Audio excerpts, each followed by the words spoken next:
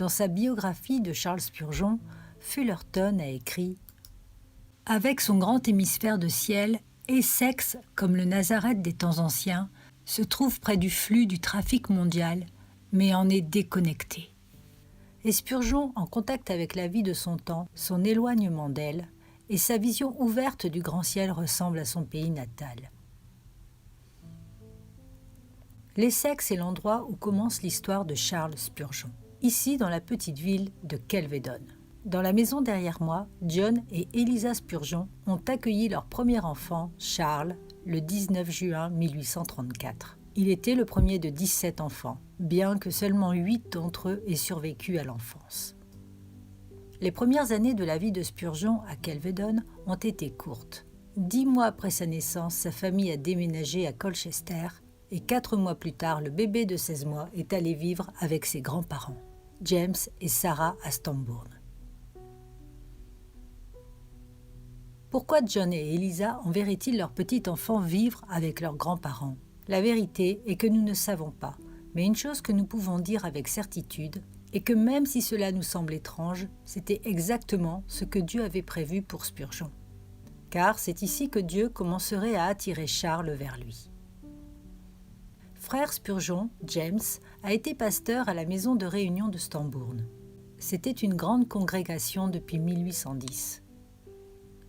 La salle de réunion a été l'une des dernières pièces du puritanisme, une orientation du christianisme dont la doctrine est connue pour exalter le Christ et un engagement intense envers la sainteté personnelle. Frère Spurgeon avait une solide connaissance des Écritures et des écrits des puritains. En fait, un de ses auditeurs a dit un jour « Je pourrais voler comme un aigle après avoir été nourri avec un tel repas céleste. » Il ne pouvait y avoir aucun doute. Le Seigneur savait exactement ce qu'il faisait en y envoyant le jeune Charles. Anne, la plus jeune fille de 17 ans de James et Sarah, était ravie d'avoir Charles à la maison. Il devint rapidement l'objet de son amour et de ses soins. À bien des égards, elle était une deuxième mère pour lui. Prendre soin de lui comme il le ferait avec son propre fils et lui apprendre à ramper, marcher et parler. Elle était aussi une chrétienne passionnée et cherchait à promouvoir son bien-être spirituel à travers sa vie et son exemple quotidien. À Stambourne était le cheval à bascule. C'était le seul cheval que j'aimais monter. Les animaux vivants sont très soudains dans leurs mouvements. Et la loi de la gravité me porte de mon siège à un niveau inférieur. Par conséquent, je ne suis pas un amoureux régulier des chevaux. Cependant, je peux témoigner de mon cheval à bascule. C'était un cheval sur lequel même un député aurait pu s'asseoir. En 1866, le gouvernement avait établi une taxe pour chaque fenêtre d'une maison. Et cela a conduit à de nombreuses fenêtres couvertes de briques. Pour Charles, cela augmentait l'intrigue de vouloir monter à l'étage. Il n'avait aucune idée des aventures qui l'attendaient lorsqu'il ouvrit la porte d'une pièce sombre. Il y avait là un trésor caché. Une grande bibliothèque pastorale était devant lui. Et presque immédiatement, il a trouvé un livre. Ce serait très important pour lui, jusqu'à la fin de ses jours. Un livre qu'il lirait plus d'une centaine de fois. Le voyage du pèlerin de John Bunyan. Dans cette petite pièce, j'ai rencontré de nombreux auteurs quand j'étais encore un jeune homme. Et je n'ai jamais été aussi heureux que lorsque je faisais ces travaux. Charles passait des heures dans cette pièce, dévorant les œuvres des saints des temps anciens, dont beaucoup étaient les grands puritains. La lecture était une source de grande joie pour Charles, mais il ne passait pas tout son temps avec des livres.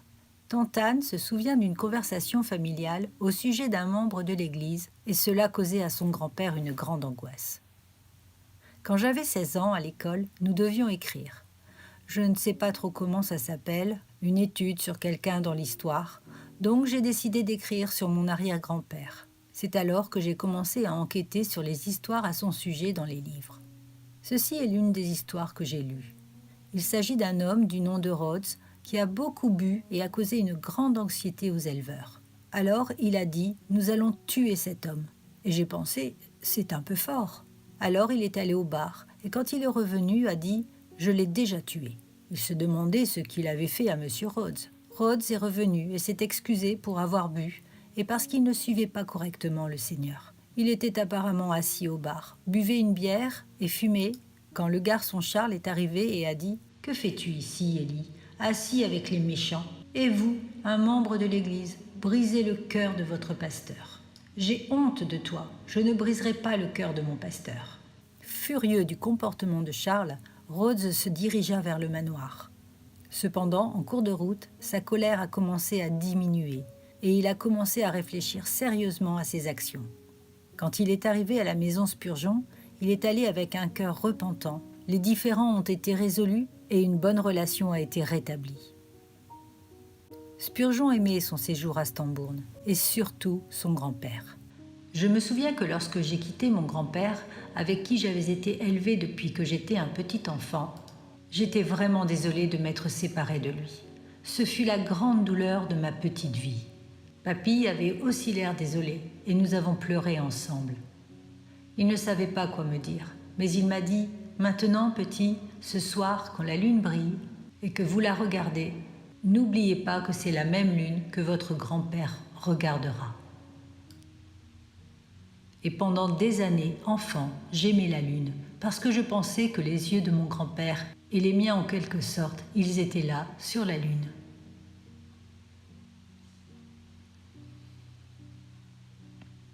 Nous nous tenons au bout de Heath Hill, à Colchester, où Charles est venu vivre avec ses parents à son retour.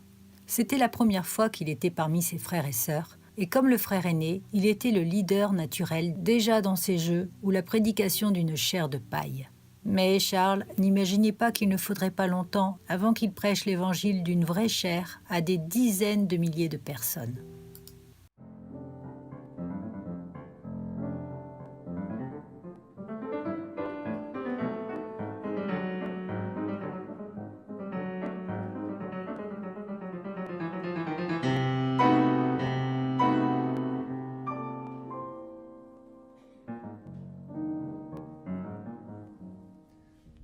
Charles avait 10 ans quand il est revenu avec ses parents et ses frères et sœurs.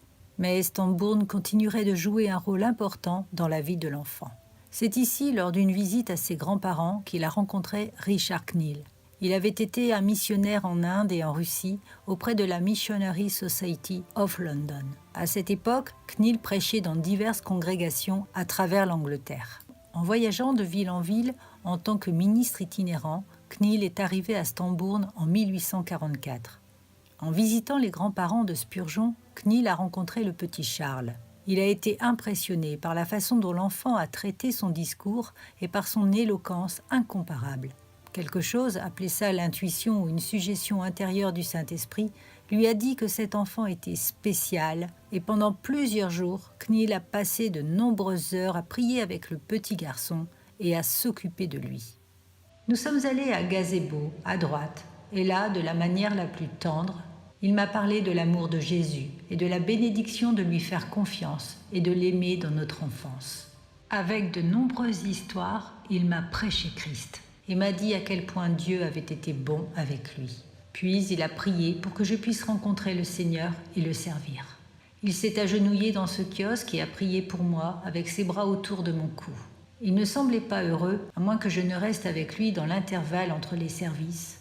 Il écoutait mes discours d'enfant avec un amour patient, et il l'a rendu avec une instruction affectueuse.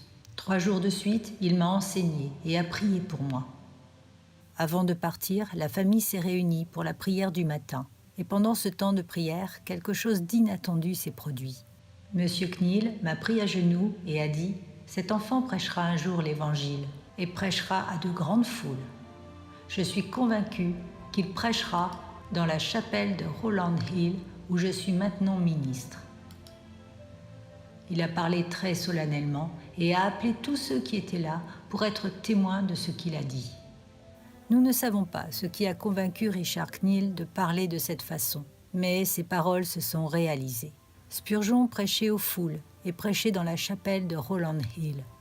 Et quand il y prêcha, il se souvint de la promesse qu'il avait faite à Richard Knill. La promesse de chanter cet hymne « Dieu se déplace d'une manière mystérieuse pour accomplir ses merveilles ».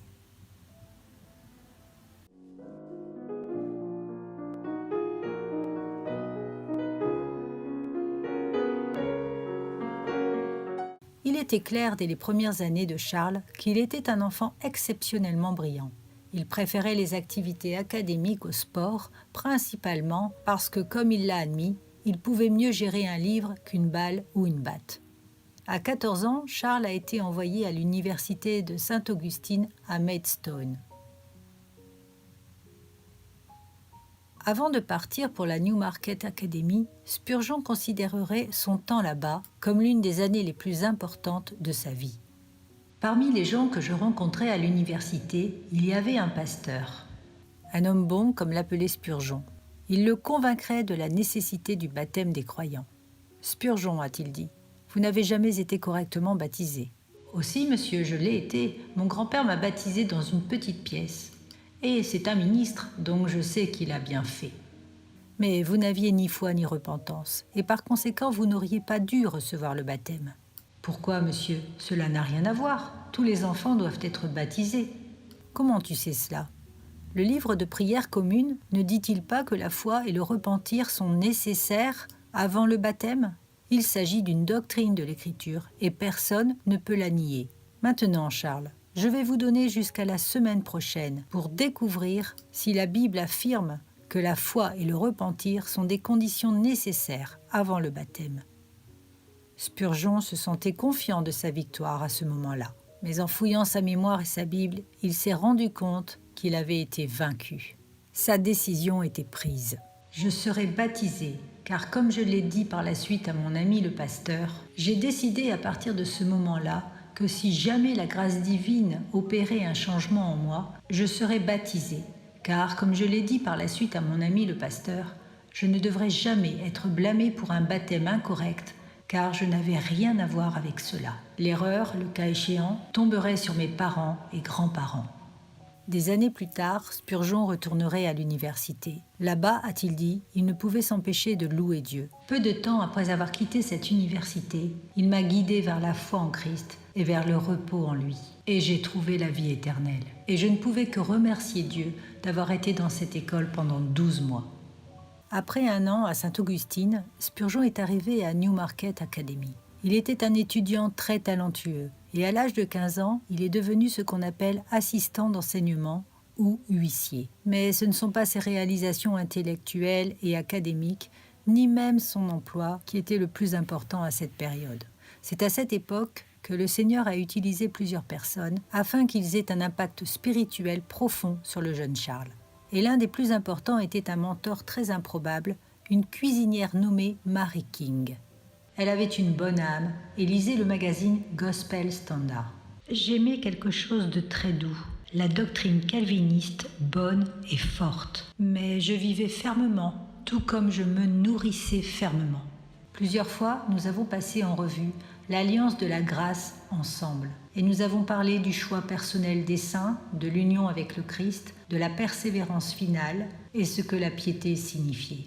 Je pense que j'ai appris plus d'elle, de ce que j'aurais dû apprendre de n'importe quel docteur de la divinité, de ceux que nous avons aujourd'hui. Il y a des chrétiens qui essaient de voir et d'apprécier la religion dans leur propre âme et qu'ils y acquièrent une plus grande sagesse qu'aucun livre ne pourrait leur en donner, bien qu'ils les étudient toute leur vie.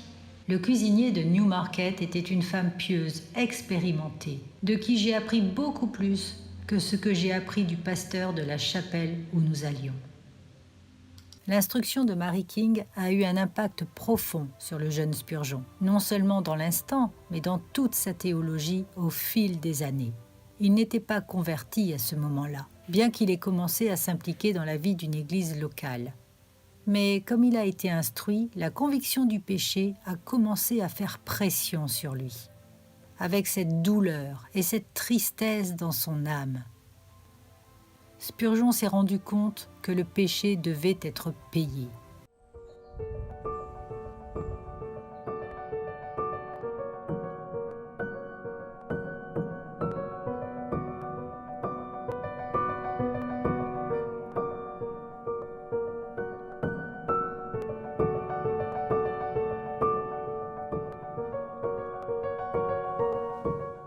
Spurgeon était le fils d'un prédicateur et le petit-fils d'un prédicateur, ce que beaucoup appellent le fils du pasteur. Il a grandi avec la bonne nouvelle autour de lui, entouré de la doctrine des puritains, et toujours dans son cœur, l'Évangile lui échappait encore.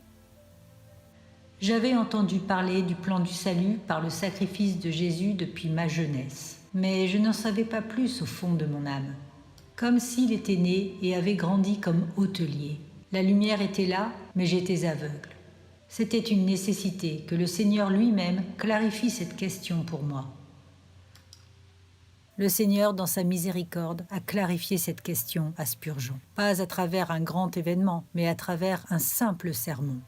Charles est entré dans ce bâtiment en tant que garçon affligé, mais il est sorti comme un nouvel homme en Christ. Et tout cela est par la grâce. Un homme très mince est monté dans la chair et a ouvert sa Bible et a lu ces mots « Regarde vers moi et sauve tous les hommes de la terre ». Posant ses yeux sur moi, comme s'il me connaissait complètement, il a dit « Garçon, tu as des ennuis. » Eh bien, en effet. Puis il a dit « Vous n'en sortirez jamais, à moins de regarder à Christ. » Puis il a levé la main et a crié, comme seul un méthodiste primitif pouvait le faire. « Regardez, regardez, regardez. Il vous suffit de regarder, dit-il. J'ai tout de suite vu le chemin du salut. Oh, comme j'ai sauté de joie en ce moment. » Ce jour-là, Spurgeon est rentré chez lui et ses parents ont immédiatement vu la différence en lui. Son visage avait changé. Il avait un sourire, un air gai, heureux et heureux. Il n'était plus le garçon mélancolique, mais brillant et vif. Cette même nuit, le nouveau-né Charles a assisté à l'église baptiste Eld Lane avec sa mère, adorant ensemble comme mère et fils, mais aussi comme frères en Christ pour la première fois. Plus tard, il sera baptisé à Hishlem Ferry sur la rivière Alouette. Quand je m'en souviens, je peux voir une raison pour laquelle la parole m'a béni tout en l'écoutant être prêchée dans cette chapelle méthodiste primitive à Colchester. J'avais pleuré plusieurs fois à Dieu pour ma bénédiction. Quand j'étais jeune, quand je cherchais le Sauveur, je me réveillais avec le soleil. J'avais le temps de lire des livres pleins de grâce et de chercher le Seigneur. Je me souviens du genre de supplication que j'ai utilisé lorsque j'ai été justifié et que je suis allé devant le trône de la grâce. Seigneur, sauve-moi. Ta grâce serait glorifiée en sauvant le pécheur que je suis. Seigneur, sauve-moi, car je serai perdu pour l'éternité. Ne me laisse pas périr. Seigneur, sauve-moi, ô Seigneur, car Jésus est mort. Pour son agonie et sa sueur de sang, pour sa croix et sa passion, sauve-moi. J'ai souvent trouvé que le matin était la meilleure partie de la journée. J'ai aimé ces prières dans lesquelles le psalmiste dit « Le matin, ma prière apparaîtra devant toi ».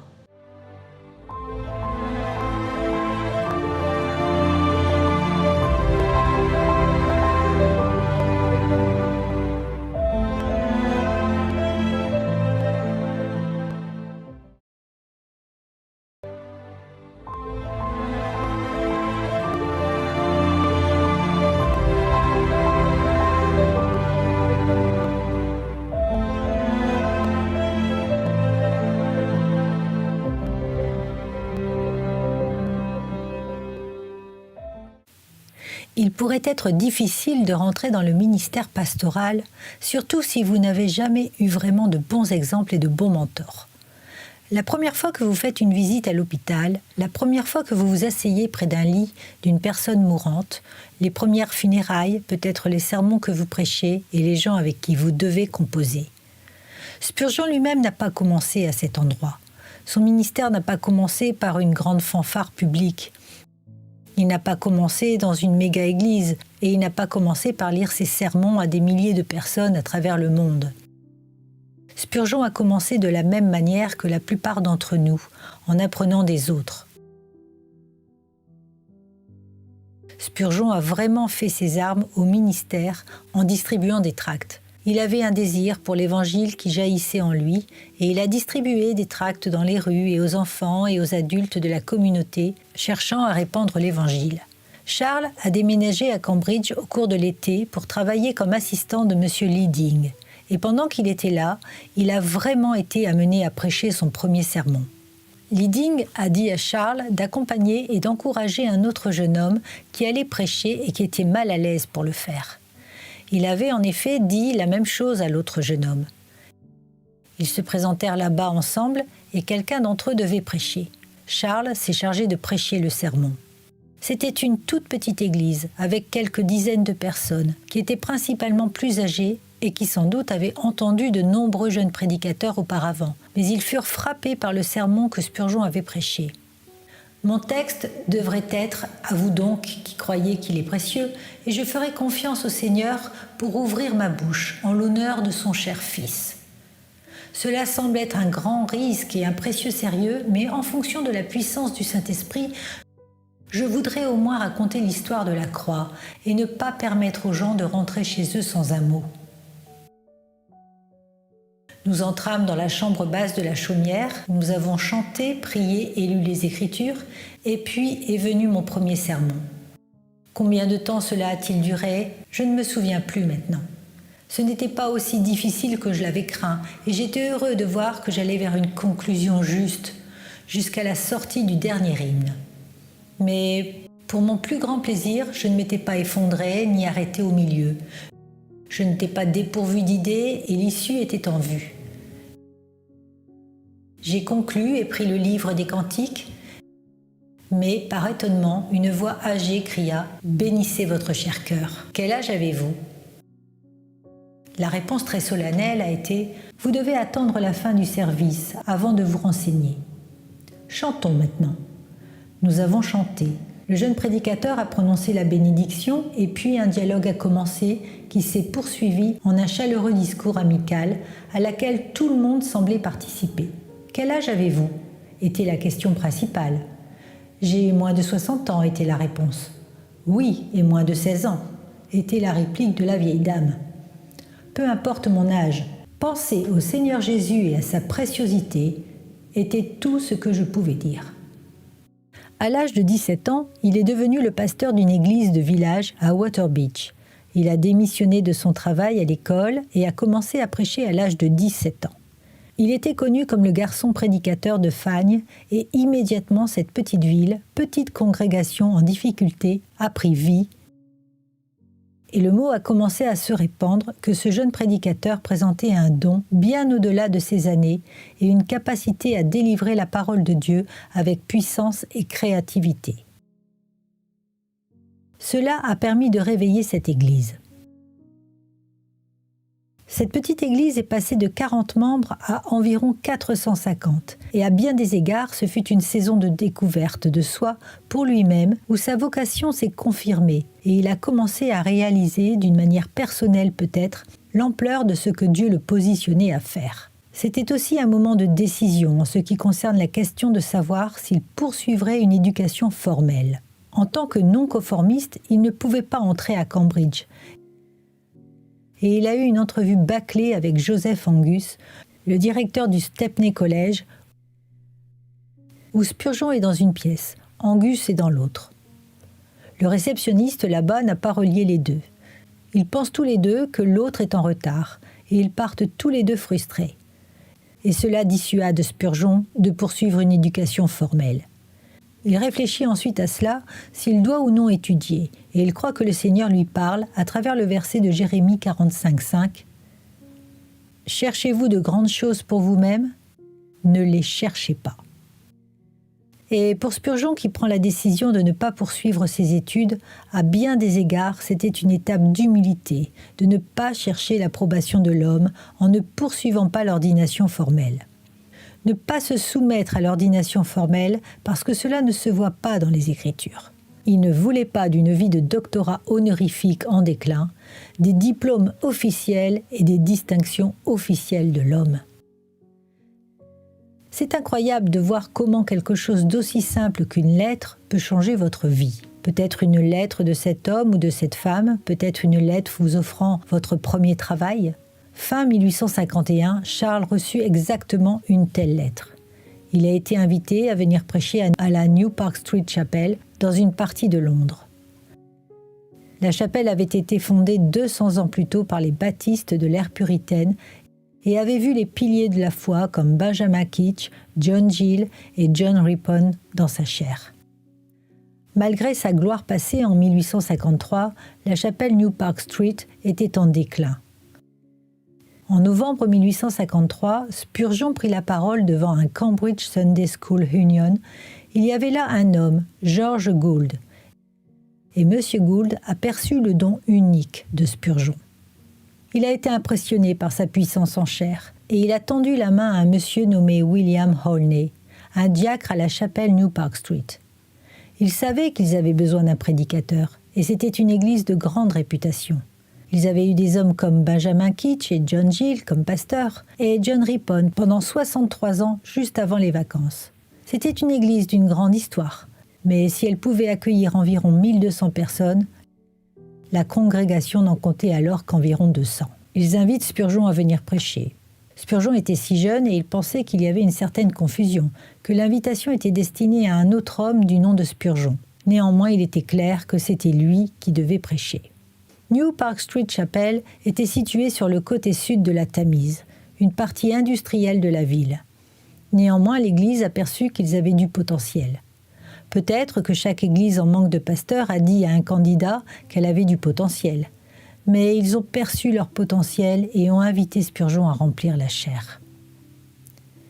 Il a prêché un dimanche, ils l'ont invité à plusieurs reprises tout au long du mois de janvier 1854, et au moment où il avait terminé sa dernière obligation de prédication formelle, New Park Street élaborait déjà des plans pour officialiser Spurgeon avec une offre et un engagement de sa part.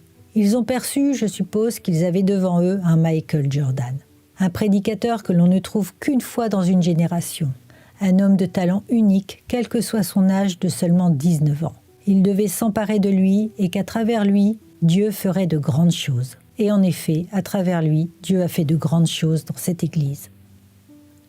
Comme le décrit Clive Anderson, beaucoup ont été pressés 2 fois dans les bancs vernis. D'autres regardaient par les portes ou par les fenêtres, sans une pensée pour la santé et la sécurité. Les allées étaient bondées, certains étaient assis sur les escaliers de la chaire et d'autres étaient perchés comme des étourneaux sur les rebords des fenêtres. Le Crystal Palace était vraiment une idée originale du prince Albert, époux de la reine Victoria, et un peu comme la folie d'un homme riche à certains égards, une cathédrale massive pouvant accueillir plus de 20 000 personnes. Le 7 octobre 1857, Spurgeon prêcha à 23 654 personnes. La plus grande foule à qui il n'a jamais prêché, sans amplification moderne ni système de sonorisation. Et ce sermon là-bas est ce qui est devenu une partie de la légende mystique de Spurgeon, étant donné la taille de la foule et la capacité pour ceux qui sont réunis d'entendre cet homme prêcher. En 1857, un jour ou deux avant de prêcher au Crystal Palace, je suis allé décider où la plateforme devait être fixée pour et afin de tester les propriétés acoustiques du bâtiment. J'ai crié d'une voix forte « Voici l'agneau de Dieu qui ôte le péché du monde ». Dans l'une des galeries, un ouvrier qui ne savait rien de ce qui se faisait a entendu les mots et ils sont venus comme un message du ciel à son âme. Il a été frappé de conviction à cause du péché, a déposé ses outils et est rentré chez lui. Et là, après une saison de lutte spirituelle, il a trouvé la paix et la vie en contemplant l'agneau de Dieu.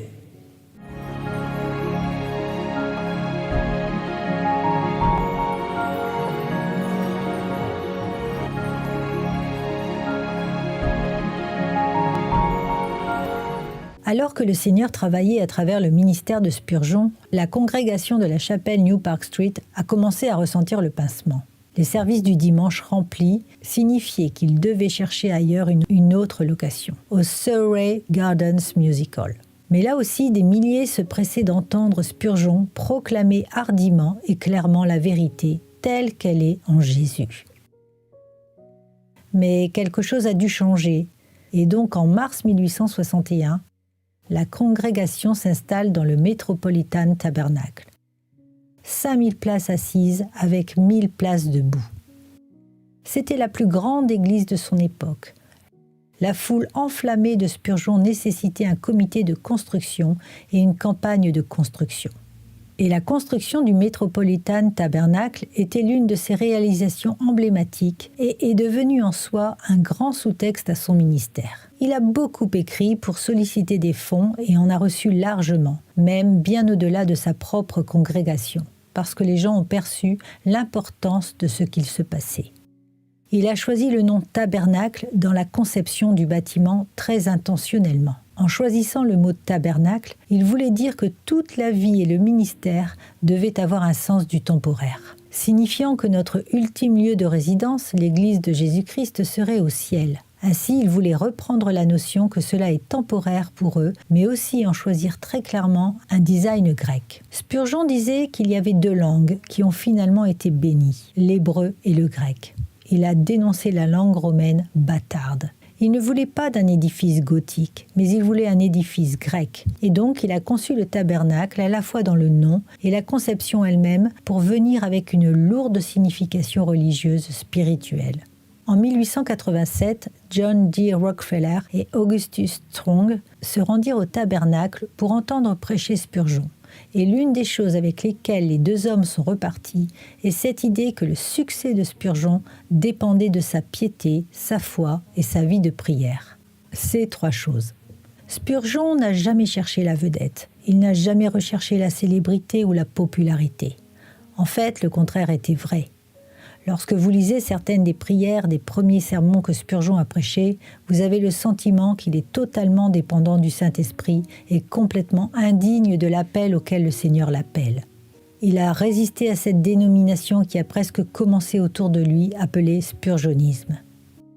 On a demandé une fois à Spurgeon « Quel est le secret de votre succès ?» Il a dit que mon peuple prie pour moi. Et donc ici, vous avez un homme ordinaire engagé dans une prière extraordinaire que Dieu a utilisé pour changer le monde. Pendant le reste de la vie publique et pastorale de Spurgeon, le tabernacle métropolitain a été sa maison. Ici, sous sa garde, l'Église est devenue un organisme évangélique florissant, fredonnant de vie, de vigueur chrétienne et d'activité. Et c'était ici, comme sa santé le permettait, qu'il prêcherait l'Évangile de semaine en semaine jusqu'à sa dernière adresse le 7 juin 1891. Il n'y a jamais eu son semblable parmi les princes les plus choisis. Il se trouve toujours dans la partie la plus épaisse de la bataille. Lorsque le vent souffle froid, il prend toujours le côté sombre de la colline. La fin la plus lourde de la croix repose toujours sur ses épaules. S'il nous demande de porter un fardeau, il le porte aussi. S'il y a quelque chose de gracieux, généreux, gentil et tendre, somptueux et superabondant en amour, vous le trouvez toujours en lui. Ces 40 ans ou plus, je l'ai servi, béni soit son nom, et je n'ai eu que de l'amour de sa part. Je serais heureux de continuer encore 40 ans dans le même service cher ici-bas, si cela lui plaisait. Son service, c'est la vie, la paix, la joie. Oh, que vous y rentreriez immédiatement. Que Dieu vous aide à vous enrouler sous la bannière de Jésus, même aujourd'hui.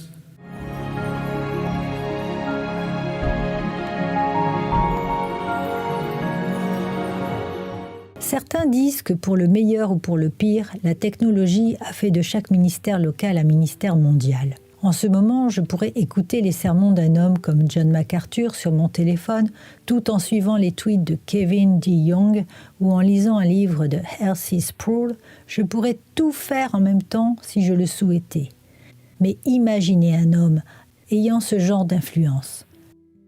Un homme qui avait cette propagation de l'Évangile. C'était Charles Spurgeon.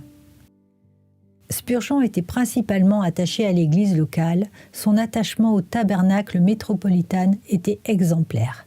Mais son influence dans cet endroit, à travers sa prédication, à travers les hommes qu'il a formés, à travers les livres qu'il a écrits, se propagea bien au-delà. Il a traversé toute la ville et a traversé tout le pays. Il a traversé le continent européen et il a atteint des endroits comme l'Amérique et l'Australie. L'un des premiers livres de Spurgeon était Smooth Stones, Taken from Ancient Brooks. Et Ancient Brooks est en fait un jeu sur le nom du puritain Thomas Brooks. Et c'est une collection d'histoires. Spurgeon s'est marié en 1856 avec Susanna Thompson. Et pendant qu'il était encore fiancé avec elle, il a en fait demandé à Suzy de l'aider à le modifier. C'est donc l'un des premiers. Il y en avait un autre au début du nom de Un saint et un sauveur. Cela a été conçu en 1854, ce qui précède en fait les pierres lisses tièdes des ruisseaux antiques. Mais il n'a été publié qu'en 1857, quand il a rencontré Joseph Passmore, qui était diacre à la New Park Street Chapel à Londres. Les deux hommes sont devenus de grands amis et il serait son éditeur pour le reste de sa vie. Et il y avait aussi son partenaire James Alabaster. Le premier sermon de Spurgeon, publié avec ses deux nouveaux partenaires, a été « L'immuabilité de Dieu » le 7 janvier 1855. Et les sermons de Spurgeon ont été publiés par Passmore et Alabaster jusqu'en 1917, quand une pénurie de papier dans la Première Guerre mondiale les a empêchés d'en faire plus. Et donc, quelqu'un pourrait se demander pourquoi Spurgeon était-il si important pour le ministère ? Et une réponse à cela est qu'au XIXe siècle, vous n'aviez pas Internet. Ce que vous aviez, c'est ce qui était publié. Et Spurgeon n'était pas un théologien systématique, en ce sens que Jean Calvin ou Karl Barth l'étaient. Il ne s'est jamais même assis pour écrire systématiquement sa théologie, mais il y avait une systématique implicite dans sa théologie. Et cela a été livré organiquement dans ses sermons. La publication a ainsi permis à la théologie de Spurgeon de se diffuser dans le monde entier. Peut-être que mon livre préféré est le dernier qu'il ait jamais écrit. À la fin de sa vie, les 2 dernières années de sa vie, il a commencé un commentaire sur Matthieu, intitulé « L'Évangile du Royaume ». Il ne l'a jamais terminé. En fait, Susanna, en 1893, a dû le terminer pour lui. Il a été publié 1 an après sa mort, mais il a écrit ce livre principalement à Menton, en France. Et c'est intéressant parce que pendant cette période de sa vie, Spurgeon a été agressé non seulement avec la controverse sur le déclassement et les effets de cela, mais aussi personnellement parce qu'il souffrait de gouttes. Il souffrait de la maladie de Bright, qui est essentiellement une inflammation des reins. Et voici donc Spurgeon, à la toute fin de sa vie, entouré par la controverse et la maladie, par la maladie et la perte. Si vous lisez l'Évangile du Royaume, vous avez le sentiment que Spurgeon est optimiste et qu'il a une joie qui imprègne même les circonstances les plus difficiles. Ainsi même, à la fin, la joie de Spurgeon peut être vue dans son commentaire. C'est ça que j'ai toujours aimé. Quand on pense à l'héritage de Spurgeon, cela va au-delà du tabernacle métropolitain et de son ministère en chair. Le premier et le plus grand ministère de Spurgeon était au-delà de son ministère d'église et de chair. C'était le collège des pasteurs. Et ce n'était pas tant un collège de théologiens ou d'académiciens, mais pour ceux qui se donneraient à servir l'église locale. Et cela reflète vraiment le cœur de Spurgeon pour le ministère et son cœur pour l'église locale. Et ce qu'il a compris qu'un prédicateur doit être, c'est aussi d'être un pasteur. Spurgeon était clair. Charles Spurgeon ne peut pas faire un ministre. Le collège des pasteurs ne peut pas faire un ministre. Mais seul Dieu peut faire un ministre. Et en même temps, il a bien compris qu'un ministre est comme un outil brut à façonner, à mouler et à affiner. Et donc Spurgeon était éminemment qualifié pour emmener ceux qui étaient appelés au ministère, pour s'investir en eux, pour leur donner une étude rigoureuse, pour les polir et les faire sortir de leur passé avec son collège plus équipé, plus raffiné, plus capable de prêcher et d'enseigner la parole de Dieu et de servir le troupeau de Dieu. Du collège, dirait Spurgeon, notre activité principale est d'étudier les Écritures. 3 exigences principales étaient demandées. D'abord, toute personne doit vraiment être née de nouveau. Deuxièmement, elles doivent démontrer l'appel de Dieu dans leur vie. Et troisièmement, qu'elles prêchent depuis au moins 2 ans, de sorte qu'ils ont déjà une certaine expérience, mais aussi que leur appel est en cours et a été vérifié dans une certaine mesure. Il demandait aux candidats « Combien de fois avez-vous gagné des âmes à Christ ? Avez-vous gagné des âmes aujourd'hui ?» Il le disait. Les frais de scolarité, la chambre et la pension étaient couverts. Juste une étude commune et voir leur vie affectée par Spurgeon lui-même. Spurgeon s'intéressait beaucoup aux hommes qui y étudiaient.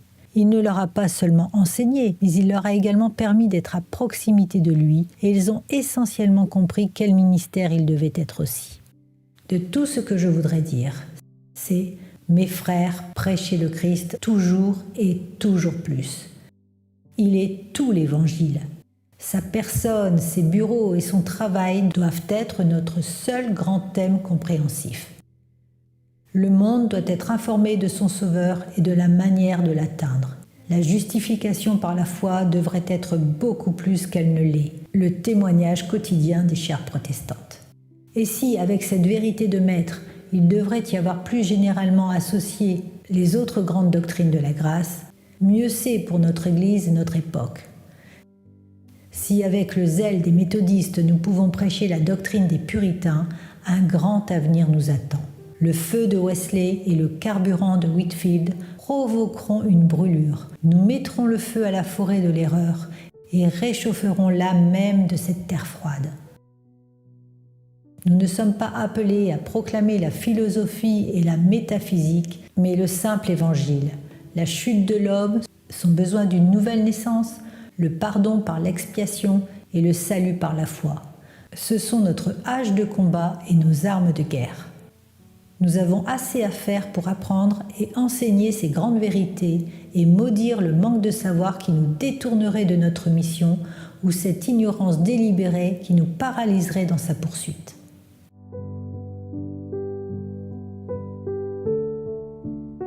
Au moment de sa mort, en 1892, le collège avait formé quelques 863 hommes, 627 pasteurs dans les confessions baptistes. Plus de la moitié des nouvelles églises fondées dans sa dénomination de 1865 à 1877 ont été pastorées par des hommes formés par Spurgeon au collège. Lorsque nous regardons l'héritage du collège à l'aube du XXe siècle, le collège a continué de produire ses effets. Owen a été formé au collège. Il était une figure influente dans les réveils gallois. Graham Scroggie a été formé au collège. C'était un leader célèbre dans le mouvement Keswick. Il était également le mentor du grand prédicateur britannique Stephen Holford. Lorsque vous entrez dans la seconde moitié du XXe siècle, peut-être la principale figure associée au collège était George Beasley Murray. Il a dirigé le collège pendant 15 ans avant de devenir professeur du Nouveau Testament au Southern Baptist Theological Seminary à Louisville, Kentucky. Tout au long du XXe siècle et à travers le temps, l'école s'est en quelque sorte passée de Spurgeon. Nous voyons toujours les effets de l'héritage de Spurgeon à travers l'école, y compris ceux formés et servant au collège tout au long du XXe siècle. Jacques nous dit que la foi sans les œuvres est morte. Et Spurgeon était avant tout un homme de foi. Il était fidèle dans la prédication de l'évangile de la chair, fidèle à publier la vérité dans les livres et les tracts, fidèle à la formation des futurs pasteurs, des prédicateurs et des dirigeants de l'Église. Mais Spurgeon était fidèle non seulement en parole, mais aussi en actes, et il a pris au sérieux l'appel de la Bible à prendre soin des veuves, des orphelins et des personnes en détresse. L'une des façons qui a fonctionné était qu'en 1866, le Seigneur a donné naissance au plan de l'orphelinat Stockwell.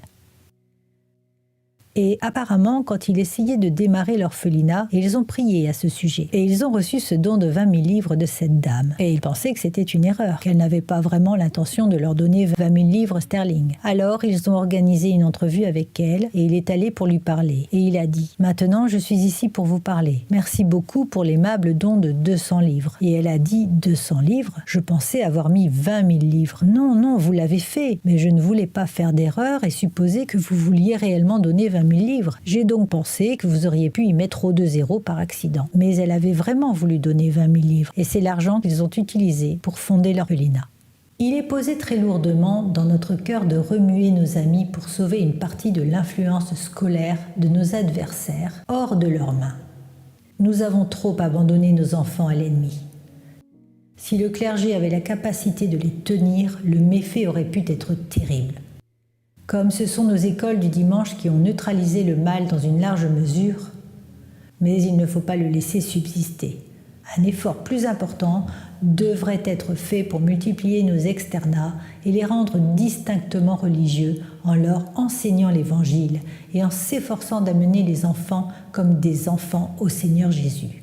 Le Christ stupide de non-sectaire dut beaucoup dans la création d'écoles au sujet de la partie la plus importante de la sagesse, à savoir la crainte du Seigneur, qui est complètement ignorée. Nous espérons que cette folie sera bientôt abandonnée et que nous verrons des écoles dans lesquelles tout ce que nous croyons et chérissons sera enseigné aux enfants de nos pauvres adhérents. Lorsque Madame Hilliard a lu ce mot, ainsi que la demande de créer des écoles religieuses d'un ordre supérieur, elle a réalisé qu'elle avait peut-être trouvé le moyen de réaliser un désir profondément ancré. Elle avait ressenti une sympathie particulière envers les garçons sans père. Alors elle a écrit à Spurgeon pour lui faire part de son désir et lui demander son aide pour la mettre en œuvre. Ce qu'elle ne savait pas, c'est que le Seigneur avait préparé Spurgeon pour une telle proposition, à travers une expérience remarquable à la précédente réunion de prière du lundi soir au tabernacle où Spurgeon a dit « Chers amis, nous sommes une immense église et devrions faire plus pour le Seigneur dans cette grande ville. Je veux que nous lui demandions ce soir de nous envoyer de nouveaux projets et si nous avons besoin d'argent pour continuer, prions pour que les moyens soient également envoyés. » Le Seigneur était en effet sur le point de leur envoyer cette nouvelle œuvre. Pendant qu'il priait, William Olney, membre de l'Église et un puissant homme de prière, est allé vers le pasteur C. Welton, qui était alors étudiant au collège, et lui a dit « Tout va bien, Welton. Voulez-vous prier pour la conversion des pécheurs ?» Quelques jours plus tard, une veuve du nom de Madame Hilliard a écrit au cher pasteur en lui offrant la somme de 20 000 livres dans le but de créer un orphelinat pour les garçons sans père. Leur nouveau travail avait été donné avec l'argent pour commencer.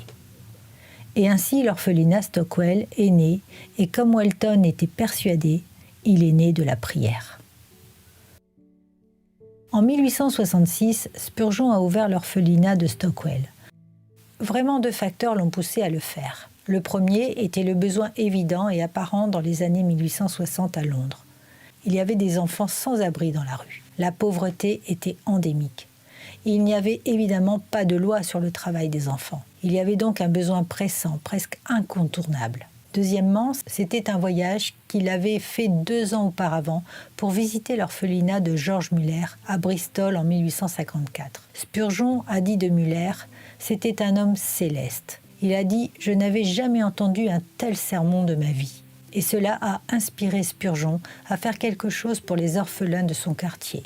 Mais il ne voulait pas seulement un entrepôt, ou plus exactement une sorte de complexe carcéral pour garder les enfants. Il a imaginé un cadre beaucoup plus paternaliste, ou on pourrait même dire un cadre maternel. C'était plus un cadre familial, une structure d'accueil pour non seulement chercher à répondre à leurs besoins physiques, mais aussi leurs besoins spirituels. L'orphelinat Stockwell est resté ouvert jusqu'à ce que Londres soit bombardée pendant la Seconde Guerre mondiale. Par la suite, il a été renommé Garde d'enfants de Spurgeon.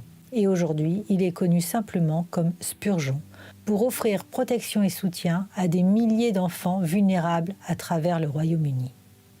Mais l'orphelinat n'était pas le seul travail caritatif dans lequel Spurgeon était impliqué. En effet, il a été dit que peu d'autres hommes ont été impliqués dans tant de causes au cours de leur propre vie. Au moment de la mort de Spurgeon, il avait été personnellement impliqué dans 66 organisations caritatives distinctes.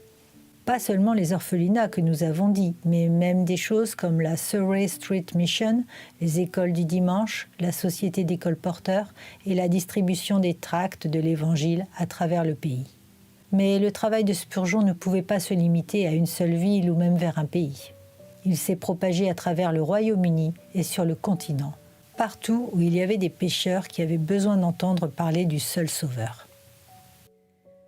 Spurgeon a donc eu un impact important, non seulement sur la ville de Londres, mais aussi partout dans le monde.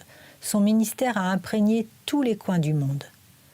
Mais vous devez comprendre le contexte, ce qui se passait à Londres avant l'arrivée de Spurgeon. À Londres, il y avait un énorme changement culturel de population du pays à la ville. Cela a eu une impression remarquable sur Spurgeon et cela a également influencé les contours de son ministère là-bas. Par exemple, en 1859, la moitié de la population qui avait plus de 20 ans n'était pas née à Londres. La famine de 1845 en Irlande produisit une énorme vague d'immigrants irlandais venus à Londres.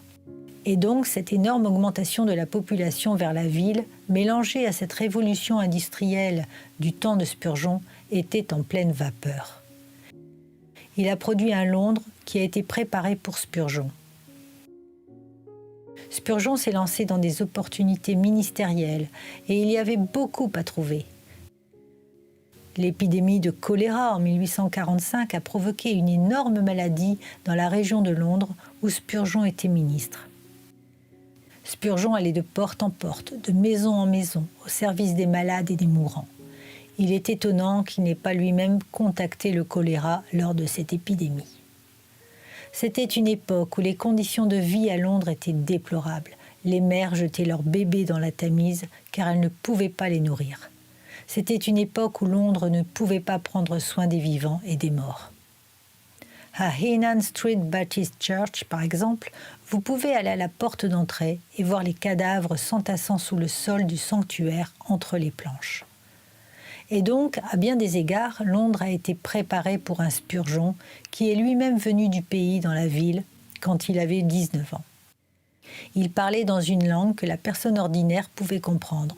Si vous vouliez aller entendre un sermon philosophique et instruit, où le prédicateur ne ferait que lire un manuscrit très stoïquement, vous pouviez aller à l'église de Leiden. Si vous vouliez entendre un oratoire embelli et sophistiqué, vous pouviez aller à Pushman. Si vous vouliez aller entendre Spurgeon, si vous vouliez aller là où étaient les gens, où étaient les masses, il fallait que vous alliez, comme il le disait, de l'autre côté de la rivière, chez Charlie. Et c'est là que le ministère de Spurgeon s'est déroulé. Vincent van Gogh, avant de devenir un artiste impressionniste, était tellement fasciné par la prédication de Spurgeon qu'il a lui-même essayé d'être un prédicateur bien avant de devenir artiste. Et si vous lisez les lettres qu'il a écrites à son frère, vous obtenez l'impact que Spurgeon a eu sur ce jeune artiste. Et donc, parce que le Londres victorien était devenu une destination mondiale, non seulement le champ de mission de Spurgeon est venu à Londres pour l'entendre prêcher, mais ils ont également pris le ministère de Spurgeon dans le monde entier. Les sermons de Spurgeon ont été vendus de son vivant à environ 56 millions d'exemplaires avant 1892. Ils ont été trouvés entre les mains de prédicateurs du Tennessee, producteurs de café au Sri Lanka, chrétiens en Chine, pêcheurs en Méditerranée. Un prisonnier en attente d'exécution en Amérique du Sud a été vu pour la dernière fois en train de lire l'un des sermons de Spurgeon avant d'être lynché à mort. Et donc Spurgeon n'était pas seulement un phénomène londonien, Spurgeon était un phénomène mondial et son ministère est devenu viral en seulement quelques années. Lors de la célébration du jubilé de Spurgeon en 1884, l'évangéliste américain Dwight Moody s'est adressé aux personnes présentes au Metropolitan Tabernacle. Il a dit « Il y a 25 ans, peu de temps après ma conversion, j'ai commencé à lire un jeune homme qui prêchait à Londres avec une grande puissance, et mon désir n'a cessé de l'entendre.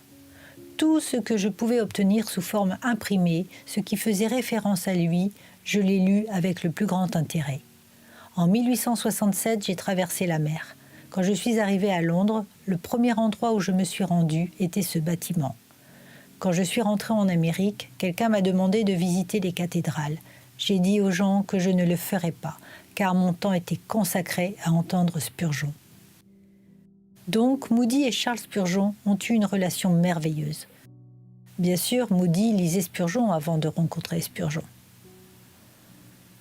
Moody a été invité à venir prêcher dans le tabernacle de Spurgeon plus tard dans son ministère, mais il a visité Londres à plusieurs reprises, en 1867, 1872, 1884.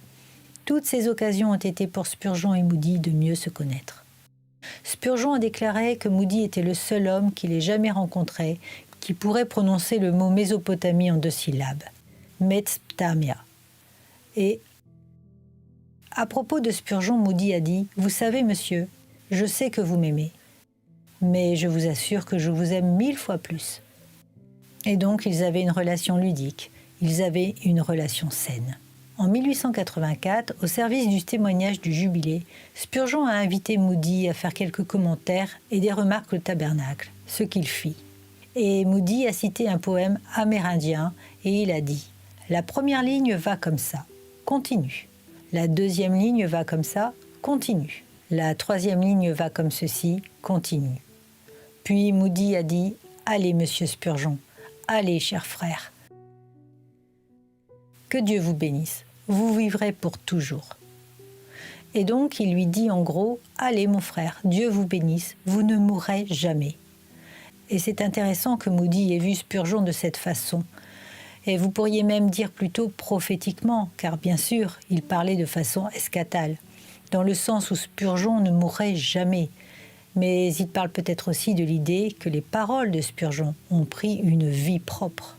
Carl Henry a dit un jour que Spurgeon est l'immortel du christianisme évangélique. Le Seigneur a utilisé son serviteur Spurgeon pour appeler des milliers de personnes à travers le monde, dans sa merveilleuse lumière. Spurgeon a été utilisé pour former des pasteurs et des prédicateurs pour l'Église de Jésus-Christ dans sa propre génération et pour les générations à venir. Et par son obéissance au commandement du Seigneur, des centaines de milliers d'enfants et de jeunes ont trouvé l'espoir et l'aide qu'ils ne pouvaient trouver nulle part. C'est le genre d'impact et d'influence dont la plupart des gens ne peuvent que rêver. Et pourtant, que Dieu a donné à un homme, son serviteur Charles Haddon Spurgeon. Quelle grâce incroyable!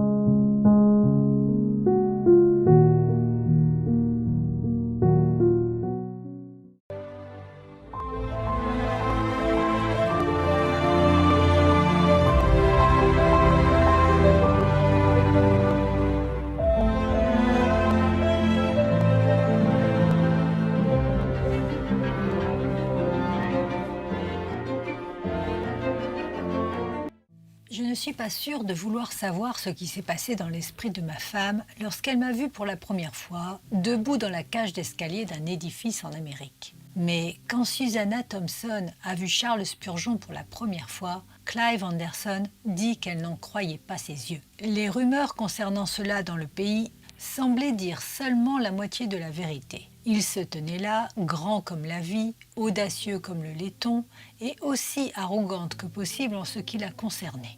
Ses vêtements semblaient avoir été confectionnés par un tailleur de village de second ordre, certainement pas à la hauteur d'un gentleman intelligent parmi ses connaissances. Autour de son cou était un morceau de satin noir qui avait connu des jours meilleurs. Et le pire de tout, en parlant, il sortit de sa poche un mouchoir bleu horrible couvert de taches blanches qu'il ondulait dans l'air pendant qu'il parlait. Si cela n'avait pas été si grave, Susanna aurait éclaté de rire. En effet, si quelqu'un lui avait dit alors que c'était l'homme qu'elle allait épouser, elle aurait pensé qu'il était fou. Et pourtant, elle l'a épousé. Susanna est née le 15 janvier 1832. Son père et sa mère fréquentaient de temps en temps la chapelle New Park Street. James Smith était leur pasteur et Susanna les accompagnait. En tant que jeune fille, elle a pris conscience de son besoin d'un sauveur. Mais était-elle vraiment régénérée ou non à ce moment-là? Seul le Seigneur le sait. Quoi qu'il en soit, quand elle s'est retrouvée à la chapelle de New Park Street, c'était plus pour faire plaisir à ses amis qu'à elle-même. Et elle ne s'attendait pas à retrouver son cœur réchauffé par l'Évangile. Mais il ne fallut pas longtemps pour que les plaidoyers sérieux de Spurgeon la réveillent et qu'elle réalise que sa vie d'indifférence et de non-service était loin d'être ce qu'elle aurait dû être. Peu à peu, j'étais de plus en plus alarmée par mon état d'éloignement. Puis, par un grand effort, j'ai cherché de l'aide spirituelle et les conseils de William Olney, qui était un ouvrier actif à l'école du dimanche à New Park Street. Un véritable homme au grand cœur et un consolateur pour les jeunes chrétiens.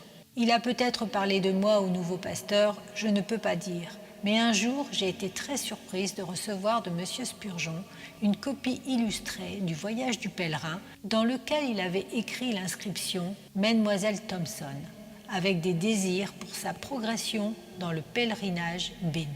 Charles Spurgeon, 20 avril 1854. Spurgeon avait-il des pensées à ce stade où Susanna n'était-elle rien de plus qu'une âme en difficulté sur son chemin vers la vie céleste? Nous ne savons pas. Mais pendant très longtemps, cette connaissance occasionnelle s'est approfondie dans une véritable amitié et puis est allée plus loin dans un amour profond l'un envers l'autre. Et ainsi de suite, le 2 août 1854, dans le jardin du grand-père de Susanna, ils se sont fiancés, s'engageant ainsi l'un envers l'autre. Fullerton a décrit Susanna avec son cœur adorateur et son visage doux encadré par les boucles qui tombaient de chaque côté. Et lui avec son œil clair, son cerveau rapide, son col haut, sa cravate blanche et sa dent saillante. Leur relation amoureuse dura plus d'1 an. Susanna fut baptisée par Charles à New Park Street le 1er février 1855. Puis le couple s'est ensuite marié le 8 janvier 1856 avec 2000 personnes qui étaient entassées dans la chapelle et qui se pressaient dans les rues adjacentes. Le docteur Alexander Fletcher de Finsbury Chapel a célébré la cérémonie, puis la mariée et le marié sont partis pour une brève visite à Paris. 12 jours plus tard, le prédicateur était de retour dans sa chaire et par la suite, M. et Mme Spurgeon ont été accueillis publiquement par la congrégation. 9 mois plus tard, le 20 septembre, ils ont accueilli chez eux leurs fils jumeaux, Charles l'aîné, nommé d'après son père, et Thomas, nommé selon l'apôtre, connu comme le jumeau. Spurgeon était un homme exceptionnellement occupé, mais son ministère n'est jamais devenu sa maîtresse. Son cœur a toujours appartenu entièrement à Susanna. Elle était sa fidèle compagne dans la vie et le service jusqu'à la fin de leurs jours ensemble. Ils formaient une équipe dans le mariage et ils étaient aussi une équipe dans le ministère. Susanna a souffert d'une chirurgie bâclée qui l'a laissée invalide de quelque chose pendant 15 ans. Et pendant ce temps, Charles a fait de son mieux pour prendre soin d'elle et vice-versa. Susanna a pris soin de Charles quand il est tombé malade de la goutte, d'une maladie rénale et d'autres maladies. Un psychiatre agréé du nom de A. Neil Den a effectivement diagnostiqué les symptômes de Spurgeon comme étant bipolaires. Il a dit que si Spurgeon était vivant aujourd'hui, il serait traité par une thérapie. Vous savez que Spurgeon pleurait parfois sans en connaître la cause. Parfois, Susanna entrait dans le bureau de Spurgeon et il était prosterné sur son visage. Il avait non seulement des problèmes externes, mais des problèmes endogènes en lui. Il était cliniquement déprimé. Et tous les deux formaient une équipe dans le ministère et dans le mariage. J'ai adoré l'épisode où Susanna dormait et elle a entendu Spurgeon dire quelque chose dans son sommeil. Et au lieu de se cacher sous l'oreiller ou peut-être de mettre un oreiller sur la tête de son mari, elle a décidé de prendre un stylo et un papier et de prendre des notes de ce qu'il disait. C'était le samedi soir. Spurgeon n'avait pas préparé de sermon pour le lendemain. Il le faisait généralement tard le samedi soir. Et donc, le lendemain matin, Spurgeon se réveille et Suzy lui remet une copie des notes qu'elle avait prises la nuit. Il s'est avéré que c'était un sermon qu'il prêchait. Et il a prêché ce même message en chair ce jour-là. Alors ils étaient donc complémentaires l'un pour l'autre. En 1875, Charles Spurgeon publie ses très célèbres conférences à mes élèves. Et c'est alors que Susanna a jeté un œil au livre et a dit « Ce ne serait pas génial si nous pouvions en offrir une copie à chaque ministre en Angleterre ? Et si nous pouvions mettre entre les mains de chaque ministre en Angleterre une bibliothèque théologique qu'il ne pourrait pas se permettre ?» Et Spurgeon a dit « Faisons-le ». Et donc, tout à coup, vous avez ici un nouveau ministère qui a été créé. Il y avait 66 ministères au tabernacle, et c'était l'un d'eux, le Book Found Ministry. Et donc, 27 ans après le début du Found Book Ministry, il y avait 199 315 volumes théologiques que Susanna a pu mettre entre les mains des ministres à travers l'Angleterre pour accroître leur compréhension théologique et aussi leur bourse d'études théologiques. Susanna et Charles avaient le genre d'amour auquel nous devrions tous aspirer. C'était un amour qui les a menés à travers des moments d'épreuve, de maladie et de tragédie. C'était un amour qui était enraciné, pas seulement dans leur plaisir mutuel, mais fondamentalement dans leur union avec le Seigneur Jésus-Christ. Comme dirait Susanna elle-même, comme cela est enregistré dans l'autobiographie de Charles, le leur était un amour qui ne s'estomperait jamais. Ah, mon mari, les liens terrestres bénis que nous avons accueillis avec tant de ravissement sont dissous maintenant, et la mort t'a caché à mes yeux mortels. Mais même la mort ne peut pas te séparer de moi, ou rompre l'amour qui unissait si étroitement nos cœurs. Je le sens vivre et grandir encore, et je crois qu'il y trouvera un développement complet et spirituel. Seulement quand nous nous rencontrerons dans le pays de gloire et adorerons ensemble devant le trône.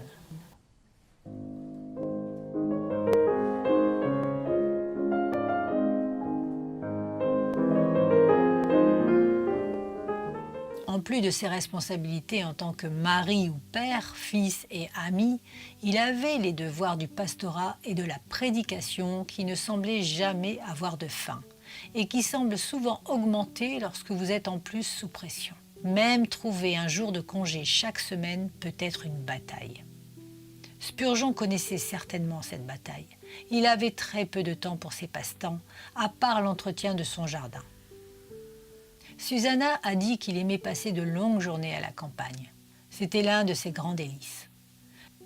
Mais en 1860, Spurgeon avait été impliqué depuis plusieurs années dans un ministère particulièrement intense et il était complètement épuisé.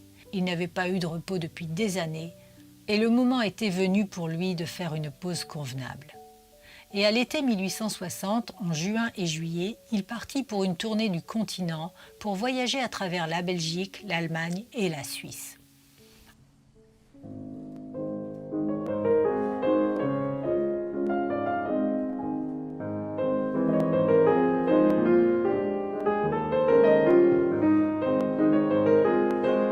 La tournée entière a apporté beaucoup de joie à Spurgeon, mais le grand plaisir était Genève. Au cours de ces dernières années, Genève fut au cœur de la réforme avec la maison du théologien français Jean Calvin. Spurgeon lui-même, calviniste engagé, était ravi. Parmi tous ceux qui sont nés de femmes, il n'y en a pas eu de plus grand que Jean Calvin.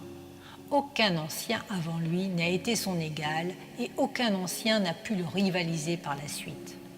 En théologie, il se tient seul, brillant comme une étoile fixe brillante, tandis que les autres dirigeants et enseignants ne peuvent que tourner autour de lui à une grande distance, alors que les comètes coulent dans l'espace avec rien comme sa gloire ou sa permanence. La renommée de Calvin est éternelle à cause de la vérité qu'il a proclamée. Et même au paradis, bien que nous perdrons le nom du système de doctrine qu'il a enseigné, ce sera cette vérité qui nous fera frapper nos harpes d'or et chanter à celui qui nous a aimés et nous a lavés de nos péchés par son propre sang et a fait de nous des rois et des sacrificateurs envers Dieu et son Père, pour la gloire et la domination pour toujours et à jamais. Car l'essence du calvinisme est que nous sommes nés de nouveau, non pas du sang, ni de la volonté de la chair, ni de la volonté de l'homme, mais de Dieu. J'ai prêché dans la cathédrale de Genève et je pensais que c'était un grand honneur d'être autorisé à me tenir dans la chair de Jean Calvin. Je ne pense pas que la moitié des gens m'aient compris, mais ils étaient très heureux de voir et d'adhérer de cœur à l'adoration dans laquelle ils ne pouvaient pas se joindre à la compréhension. Après le service dans la cathédrale, il a été convenu que je rencontre les ministres. Nous avons passé une très belle soirée ensemble pour parler de notre Seigneur commun et de l'avancement de son œuvre en Angleterre et sur le continent. Et quand ils m'ont dit au revoir, chacun de ces ministres, 150 ou peut-être 200 d'entre eux, m'ont embrassé sur les deux joues. Ce fut un plaisir particulier pour moi d'avoir l'opportunité de visiter le grand centre du protestantisme sérieux et de rencontrer tant d'hommes pieux et fidèles qui avaient aidé à faire briller la lampe de la vérité. Jusqu'à mon dernier jour, je me souviendrai de ces serviteurs de Jésus-Christ qui m'ont salué au nom de mon Maître et m'ont aimé pour l'amour de mon Maître. L'hospitalité sans limite, l'amour non allié et la communion non perturbée. Une plume précieuse avec laquelle les frères de Genève ont écrit leur nom sur mon cœur. Enfin, nous nous sommes éloignés de Genève et sommes partis pour Chamonix. Puis nous sommes enfin arrivés dans ce qui allait être le plus grand régal de notre voyage, le passage du Simplon. Je ne peux vous reproduire les pensées qui ont ensuite traversé mon esprit. Je ne peux pas décrire les tempêtes que nous avons vues en dessous de nous lorsque nous étions au sommet de la colline. Je ne peux pas vous parler des criquets qui sont venus dans les nuages et qui ont tout dévoré devant eux. Le temps me manquerait complètement de parler de toutes les merveilles de Dieu que nous avons vues dans la nature et dans la providence. Si vous ne pouvez pas voyager, rappelez-vous, que notre Seigneur Jésus-Christ est plus glorieux que tout ce que vous avez pu voir. Obtenez une vue de Christ et vous verrez des montagnes, des cascades, des vallées et les mers que jamais vous ne pourriez voir. Les tonnerres peuvent apporter leur tumulte le plus sublime et la foudre comme leur terrible gloire. La terre peut donner sa beauté et les étoiles leur éclat, mais tous ces éléments réunis ne pourraient jamais rivaliser avec lui. Comme le docteur Watts a si bien chanté. Maintenant, ô Seigneur, une noble chanson. Réveille mon âme, réveille ma langue, Hosanna au nom de l'Éternel. Et tout son amour sans limite proclame. Voyez où elle brille sur le visage de Jésus, l'image la plus brillante de sa grâce. Dieu, en la personne de son Fils, a toutes ses œuvres les plus puissantes en reste. La terre spacieuse et le déluge qui se répand. Proclamez le Dieu sage et puissant. Et tes riches gloires étincellent de loin dans chaque étoile filante. Mais dans ses regards se tient une gloire, le travail le plus noble de ses mains. L'éclat agréable de ses yeux éclaire les merveilles du ciel. La grâce, c'est un thème doux, charmant. Mes pensées se réjouissent du nom de Jésus. Anges, insistez sur le son. Vous, les cieux, réfléchissez-le au sol.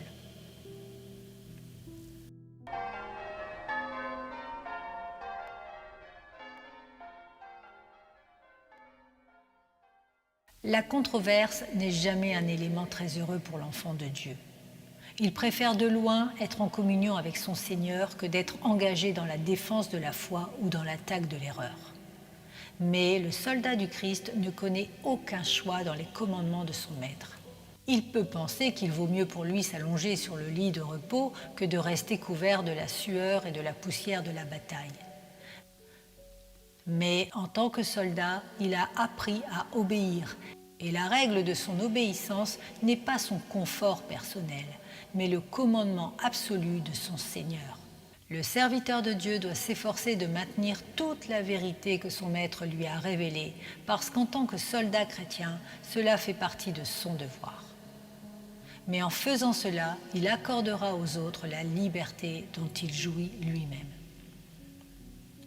Spurgeon était aimé de l'homme du commun pour sa prédication provocante, mais son langage clair et son esprit vif le mettaient en désaccord avec beaucoup d'autres dans la Londres victorienne. Parfois, cette opposition a eu des résultats tragiques. Par exemple, le 19 octobre 1856, 10 000 personnes ont été entassées dans le Surrey Gardens Music Hall pour entendre Spurgeon prêcher, et environ 10 000 autres attendaient dehors.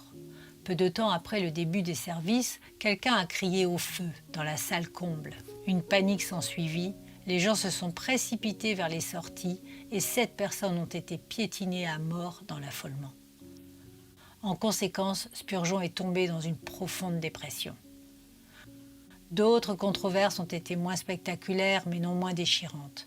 Spurgeon a dû faire face, par exemple à l'opposition au sein de l'Union baptiste à cause de sa position contre le libéralisme théologique. Charles Spurgeon n'a jamais cherché la controverse, mais en quelque sorte, la controverse a toujours cherché Charles Spurgeon. Et il a été impliqué dans plusieurs controverses majeures au cours de sa vie, et aussi plusieurs controverses mineures. J'en ai quelques-unes. L'une des premières controverses que Spurgeon a subies fut la controverse médiatique de 1854 à 1857. Vous pouvez imaginer ici un jeune homme du pays non habitué à la vie urbaine et non éduqué de manière formelle. Il ne gagne pas son statut par les voies ordinaires, conventionnelles. Il entre à Londres et la presse l'anéantit. Il le crucifie. Il l'accuse d'être vulgaire. Il l'accuse de blasphème. Un journaliste l'a même accusé d'être dans une communion intime avec Satan lui-même. Et donc cela a eu un impact sur Spurgeon. Parfois le matin, Susanna Spurgeon devait cacher le journal de son mari afin qu'il ne le lise pas. Finalement, après 1857, les attaques dans la presse ont commencé à diminuer. Elles ont commencé à s'atténuer, mais au début, c'était une campagne de diffamation en force. Une autre controverse en 1855 fut la controverse sur l'hypercalvinisme. Il faut maintenant dire que Spurgeon n'était pas un hypercalviniste. L'hypercalvinisme est une idéologie déterministe qui dit essentiellement que Dieu a tout préordonné dans la pierre et que nous n'avons pas besoin de participer à la grande commission et de sauver les âmes. Bien sûr, Spurgeon n'y croyait pas. Vous auriez du mal à trouver quelqu'un qui a sauvé plus d'âmes que lui au XIXe siècle. Mais il a été accusé de cela et il devait s'en défendre. On lui a demandé une fois « Comment conciliez-vous la liberté de Dieu avec la liberté de l'homme ?» Ce à quoi il a répondu « Je ne réconcilie jamais des amis ». Donc Spurgeon se voyait dans la tradition baptiste, en particulier comme John Gill, Jack Rippon. Il était un baptiste particulier, il tenait aux doctrines de la grâce, mais il croyait aussi que Dieu était assez grand pour travailler à travers notre liberté, par nos désirs, pour accomplir sa volonté. Et ce fut vraiment la deuxième controverse qui a défini son premier ministère à Londres. La troisième controverse, peut-être l'une des controverses les plus célèbres, était sur le sujet du baptême de la régénération. Le 5 juin 1864, Spurgeon prêcha un sermon sur Marc, chapitre 16, versets 15 et 16, et son sermon a attaqué deux points que l'Église établie gardait très attachés à elle. Les anglicans croyaient au baptême de la régénération des nourrissons. Et donc Spurgeon a attaqué cette idée dans son sermon que les nourrissons ne pouvaient pas être régénérés spirituellement par la pratique du baptême. C'était vraiment le premier problème. L'autre problème était cette idée de l'utilisation du livre de prière commune. Spurgeon a combattu très publiquement dans son sermon ces deux questions. Après le sermon, Spurgeon a fait un commentaire à Joseph Passmore, disant essentiellement que cette controverse équivalait à publier un suicide. Bien sûr, Spurgeon n'aurait pas pu être plus inexact, il n'aurait pas pu se tromper davantage. 200 000 exemplaires du sermon ont été immédiatement demandés. À la fin de l'année, 350 000 exemplaires des sermons avaient été vendus. Et à la fin du siècle, près d'un demi-million d'exemplaires des sermons avaient été vendus. Donc vraiment, ce sermon a mis Spurgeon sur le radar de l'Angleterre, d'un océan à l'autre, et l'a rendu populaire dans les régions qu'il ne pouvait pas atteindre sans la controverse. Bien sûr, cela lui a coûté très cher. Cela lui a coûté son amitié avec le comte de Shaftesbury. Cela lui a coûté sa réputation parmi les anglicans. Il s'est retiré de l'Alliance évangélique et il les rejoindra plus tard. Mais la controverse a toujours mis Spurgeon dans une position d'assiégé. Et cela lui a coûté beaucoup, pour lui personnellement, mais aussi sur le plan professionnel. Lorsque Spurgeon a affronté ses adversaires, c'était rarement sur des questions sans importance. Par exemple, dans la controverse sur le baptême de la régénération, la vérité même de l'Évangile était en jeu. Et pourtant, croyez-le ou non, aujourd'hui, l'une des choses les plus controversées à propos de Charles Spurgeon, c'est le fait qu'il fumait des cigares. Spurgeon adorait fumer des cigares. Cela a également été très controversé dans sa propre vie. Spurgeon a dit un jour « Je cultive mes fleurs, mais je brûle mes mauvaises herbes ». Et donc la réaction à cette habitude que Spurgeon avait, bien sûr, était multiple. Certaines personnes ont soutenu Spurgeon, d'autres ont critiqué Spurgeon. Un homme du nom de James Clark a critiqué Spurgeon. Il était en fait un ami de Spurgeon. Aussi, W. Hutchings a écrit une lettre personnelle cinglante à Spurgeon, affirmant que c'était une sale habitude et que fumer des cigares conduirait à d'autres péchés terribles. Et donc les gens avaient des opinions différentes à ce sujet. Le 20 septembre 1874, Spurgeon a invité un de ses amis de Boston, un homme du nom de George F. Pentecost, pour dire quelques mots après son propre sermon dans son église. Et Spurgeon a en fait coupé court à son sermon pour que le frère Pentecost dise quelques mots. Eh bien, George Pentecost a profité de ce temps pour s'opposer aux méfaits du tabac. Et après avoir terminé sa critique violente, Spurgeon est monté sur l'estrade et a essentiellement dit, malgré les commentaires du frère Pentecost, je vais rentrer ce soir et fumer un cigare pour la gloire de Dieu avant d'aller me coucher. Eh bien, chers amis, Vous savez que certains hommes peuvent faire à la gloire de Dieu ce qui serait un péché pour les autres hommes. Et j'ai l'intention de fumer un bon cigare à la gloire de Dieu avant d'aller me coucher ce soir. Et puis il a dit, si quelqu'un peut me montrer dans les Écritures où il est écrit « tu ne fumeras pas », alors je garderai fidèlement cette loi. Et donc pour Spurgeon, fumer du tabac n'était pas un péché. Il ne trouvait pas cela interdit dans les Écritures. Selon 1 Corinthiens chapitre 8 verset 13, il est dit que cela pourrait être une pierre d'achoppement pour les autres. Et dans ce sens, cela pourrait être un péché. Mais « tu ne fumeras pas » n'a jamais été dans les Écritures. Et donc Spurgeon a permis à cette question d'être un test pour la liberté chrétienne et non un test de fraternité. L'expression « fumer à la gloire de Dieu », debout seul, a un mauvais son et je ne le justifie pas. Mais dans le sens où je l'ai employé, j'y tiens toujours.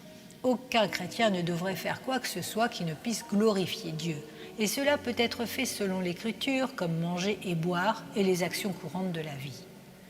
Quand j'ai une douleur intense à soulager et que j'ai le cerveau fatigué, je parviens à retrouver l'apaisement et un sommeil calme et rafraîchissant grâce à un cigare. Je me sens reconnaissant envers Dieu et je bénis son nom. C'est ce que je veux dire par cette expression, et en aucun cas je n'utilise des mots sacrés insignifiants. Je suis vraiment désolée que l'importance ait été accordée à ce qui me semble si petit, et la dernière chose dans mes pensées aurait été de le mentionner à la chair. Mais j'ai été placée dans une telle position que je dois soit par mon silence plaider coupable de vivre dans le péché, ou bien abattre moi-même les regrettables reproches féroces des défenseurs de la lutte anti-tabac qui s'expriment honnêtement.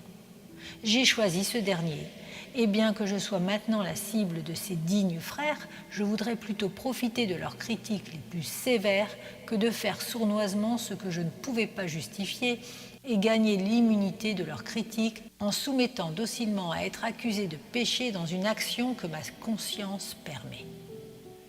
La question est donc de savoir comment Spurgeon a géré la controverse. Il était très intéressant de noter que pendant la Seconde Guerre mondiale, lorsque les Allemands bombardaient Londres, une de ces bombes a trouvé son chemin vers le cimetière de Norwood et a fait sauter la Bible de la pierre tombale de Spurgeon sur le sol. Il y a une image qui montre la Bible sur le terrain devant la pierre tombale de Charles Spurgeon.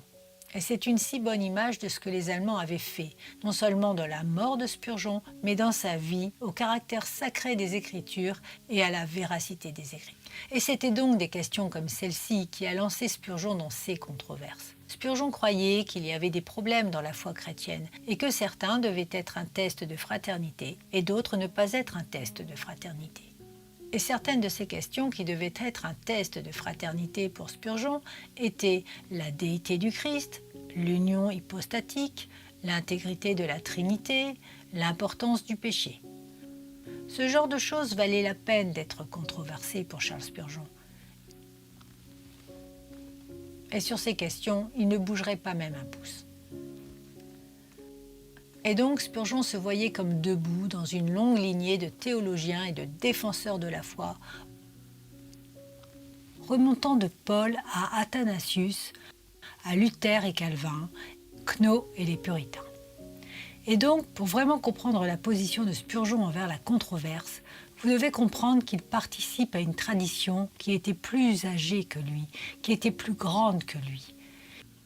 Il faisait souvent référence à la phrase « Athanasius contre le monde ».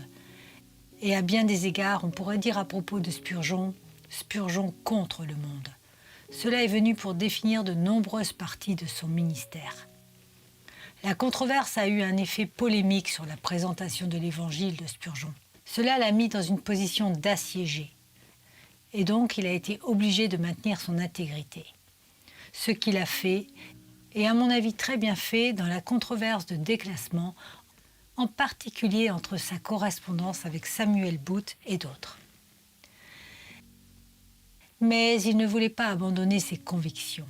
Il était prêt à abandonner ses amis et sa réputation, et même ses ventes de sermons, dans le but de maintenir son intégrité biblique. À bien des égards, Spurgeon était considéré comme un homme qui était derrière son temps, Il était considéré comme un fossile d'une époque précédente qui ne voulait tout simplement pas progresser dans le futur. Mais il faut aussi dire que Spurgeon a été vu et doit être considéré comme un homme avant son temps. Vous savez, au plus fort de la controverse sur le déclassement, Spurgeon aimait cette prophétie. L'un des plus grands énoncés prophétiques de Spurgeon a-t-il dit : « Pour les 50 prochaines années, je suis tout à fait disposé à être mangé par des chiens, mais l'avenir plus lointain me confirmera. » Spurgeon a anticipé un moment où les évangéliques reviendraient à une position plus biblique, une position plus cohérente théologiquement.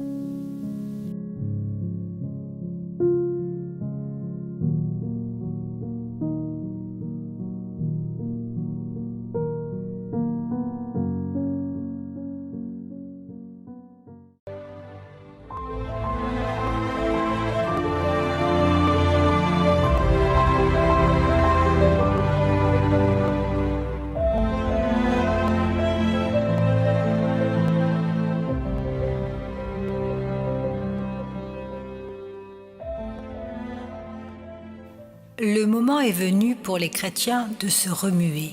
La maison est volée, ses murs même sont creusés, mais les bonnes personnes qui sont dans le lit aiment la chaleur et ont trop peur de se casser la tête pour descendre et rencontrer les cambrioleurs. L'inspiration et la spéculation ne peuvent pas rester longtemps en paix. Du compromis, il ne peut y en avoir. Nous ne pouvons pas retenir l'inspiration de la parole et pourtant la rejeter. Nous ne pouvons pas croire en l'expiation et la nier.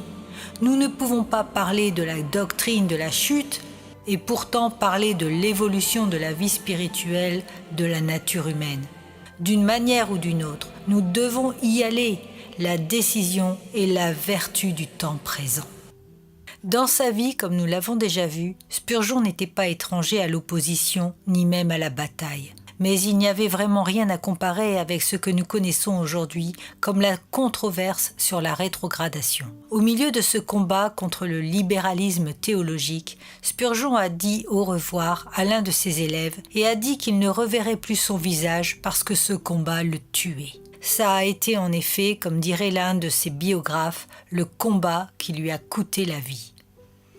La controverse sur la rétrogradation a éclaté comme un volcan en 1887 et elle est sortie un peu de nulle part. Et elle s'est déplacée et a avancé à un rythme rapide. Depuis le moment où Spurgeon a écrit son acte d'accusation en août 1887 dans L'Épée et la Truelle jusqu'en octobre 1887, alors qu'il avait déjà démissionné et s'était retiré de l'Union baptiste. Réellement, ce sont deux facteurs qui l'y ont conduit, selon Spurgeon. Le premier était une méthodologie critique plus élevée venant d'Allemagne qui a sapé les Écritures en général. Puis le darwinisme qui était maintenant en scène, remettant en question la création. Issus de ces deux principaux affluents se trouvait une multitude de questions, sapant l'expiation, sapant la conviction générale sur la croyance et l'inspiration des Écritures. Et pour Spurgeon, c'était d'abord plus un besoin qu'il percevait, une préoccupation qui le concernait. Il a écrit dans L'Épée et la Truelle en documentant et mettant cela à nu, et il a rencontré une fureur d'indignation. Les gens remettaient en question son intégrité, disant qu'il devrait produire des preuves, ce qui a conduit à une autre controverse avec M.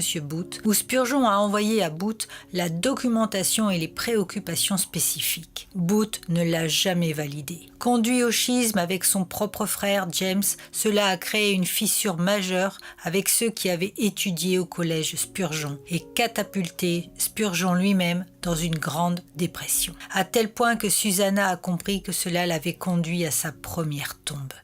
J'espère que je serai plus fort pour la sévère tâche qui m'attend. Mais j'essaie de ne pas y penser, mais juste de m'abandonner à un bain de repos. Je crois que c'est le plus sage et pourtant je continue à aspirer faire du bien ou porter du fruit au Seigneur. Il y a peu d'occasions pour cela et je suis impatient de les utiliser correctement. Maintenant, j'aurai besoin de sagesse. Le Seigneur me préparera à tout ce qui doit arriver. Je ne pense pas que Spurgeon aurait pu empêcher la controverse sur la rétrogradation. Les problèmes devaient être prononcés. Il pensait que les préoccupations théologiques étaient trop urgentes. Je pense vraiment que la question est que cette histoire nous prie de nous interroger. Est-ce que Spurgeon aurait dû démissionner si brusquement? Aurait-il pu affecter positivement la communauté s'il y était resté et avait cherché à s'agiter à l'intérieur d'elle? Ou était-ce la communauté et l'Église qui lui ont servi à se retirer et à s'agiter à l'extérieur? Ce n'était pas une séparation secondaire. Parfois, les gens regardent en arrière la controverse sur la rétrogradation et l'utilisent comme point de référence pour d'autres degrés de séparation. C'étaient des problèmes urgents, c'étaient des problèmes de premier niveau, et la communauté n'avait pas de déclaration doctrinale qui était acceptée par tous les membres. Non pas parce qu'ils ne se souciaient pas de la doctrine, mais parce que la doctrine était fondamentalement présupposée. Ils présupposaient des convictions évangéliques, et donc je ne vois aucun moyen qui aurait pu être évité, du moins pas par le biais de Spurgeon. Je n'aurais peut-être pas eu une haine aussi intense pour la nouvelle théologie si je n'avais pas vu tant de ses mauvais effets. Je pourrais vous parler d'un prédicateur d'incrédulité que j'ai vu dans ma propre sacristie, complètement effondré, poussé au désespoir et n'ayant pas de repos pour la plante de son pied jusqu'à ce qu'il revienne à une simple confiance dans le sacrifice expiatoire. S'il vous parlait, il vous dirait « Accrochez-vous à vos frères de foi ». Si vous jetez votre bouclier une fois, vous vous exposerez à des dangers imminents et à d'innombrables blessures, car rien ne peut vous protéger sauf le bouclier de la foi. La Bible nous dit qu'autant que cela dépende de nous, nous devons vivre en paix avec tous les hommes. C'est particulièrement vrai dans l'Église de Jésus-Christ, où nous devons être connus pour notre amour les uns envers les autres. Et pourtant, aussi désagréable que cela puisse être, il y a des moments où nous devons nous diviser pour l'amour de l'Évangile, pour l'honneur et la gloire de Dieu en Christ.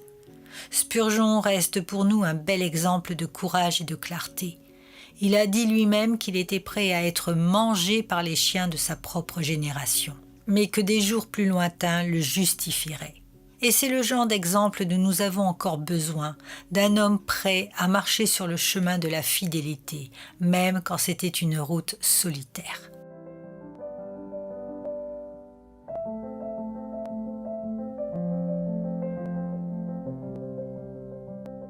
Je t'ai choisi dans la fournaise de l'affliction. Cela a longtemps été la devise fixée sous nos yeux sur le mur de notre chambre à coucher. Et à bien des égards, elle a également été écrite dans notre cœur. Ce n'est pas une chose mauvaise d'être choisi par Dieu. Le choix de Dieu fait des hommes choisis, des hommes de choix. Nous ne sommes pas choisis dans le palais, mais dans la fournaise. Dans la fournaise, la beauté est gâchée, la mode est détruite, la force est fondue, la gloire est consommée. Ici, l'amour éternel révèle ses secrets et déclare son choix. Il en a été de même dans notre cas. Par conséquent, si aujourd'hui la fournaise a chauffé 7 fois plus fort, nous ne la craindrons pas, car le glorieux Fils de Dieu marchera avec nous parmi les charbons ardents. Charles Spurgeon était un lion en chair. Cela ne fait aucun doute. Sa puissante prédication a ébranlé ses auditeurs jusqu'au fondement même de leur âme. Et pourtant cet homme si puissant dans la chair était en dehors assailli par la maladie et la dépression. En octobre 1858, il eut son premier épisode de maladie invalidante depuis son arrivée à Londres. Il a été absent de sa chair pendant 3 dimanches. À son retour, il a prêché sur 1 Pierre, chapitre 1, verset 6. J'étais allongé sur mon canapé et mes esprits étaient si bas que j'ai pleuré à ce moment-là comme un enfant. Et pourtant, je ne savais pas pourquoi je pleurais. Mais une toute petite chose me fera encore pleurer tout à l'heure. Et un ami aimable m'a parlé d'une pauvre vieille dame vivant tout près d'ici, qui souffrait très fort, et pourtant elle était pleine de joie et de réjouissance. J'étais tellement bouleversée par l'audition de cette histoire. J'avais tellement honte de moi que je ne savais pas quoi faire. Je me demandais pourquoi je devais être dans un tel état, tandis que cette pauvre femme, qui avait un cancer terrible et était dans la plus affreuse agonie, pouvait néanmoins se réjouir avec une joie indicible et pleine de gloire. Et en un instant, ce texte me vint à l'esprit avec sa vraie signification. Je suis sûre que c'est sa vraie signification, qu'il y a un besoin absolu, que parfois le chrétien ne doit pas jouir des souffrances avec un cœur galant et joyeux. Il est nécessaire que parfois un esprit s'enfonce en lui et qu'il devienne même comme un petit enfant frappé sous la main de Dieu. Il y avait des moments où sa dépression était si grave que Spurgeon sentait qu'il ne pouvait plus continuer à prêcher. Il était terriblement incertain sur son appel au ministère et même de sa relation avec Jésus-Christ. Mais comme Martyn Lloyd-Jones l'a partagé dans sa série de conférences sur la prédication et les prédicateurs, Dieu ne lâcherait pas le prince des prédicateurs. Ensuite, il y a une autre très bonne histoire, je pense. Je dis cela pour le réconfort d'un homme dans le besoin, un homme en désespoir ou un prédicateur non confessionnel en particulier. C'est une autre histoire de Spurgeon, qui a été victime de crises de dépression. Il souffrait de gouttes et cela s'accompagne toujours d'un élément de dépression. Et il était sous les nuages et sentait qu'il ne pouvait pas prêcher, et en effet qu'il n'était pas apte à prêcher. Et il a refusé de prêcher le dimanche suivant. Et il est parti à la campagne dans son ancienne maison dans les Sexes. Et le dimanche matin, il s'est glissé à l'arrière, dans la petite chapelle où il avait été élevé. Il y avait un prédicateur non confessionnel prêchant ce matin-là, et le pauvre prédicateur se mit à prêcher un des sermons de M. Spurgeon. Une fois que l'homme eut fini, Spurgeon se précipita vers lui, avec des larmes coulant sur son visage, le remerciant abondamment. Et le pauvre homme a dit « Monsieur Spurgeon, je ne sais pas comment me mesurer à vous, je viens de prêcher un de vos sermons. » Il a dit « Je me fiche de savoir à qui appartient le sermon. Ta prédication de ce matin m'a convaincu que je suis un enfant de Dieu,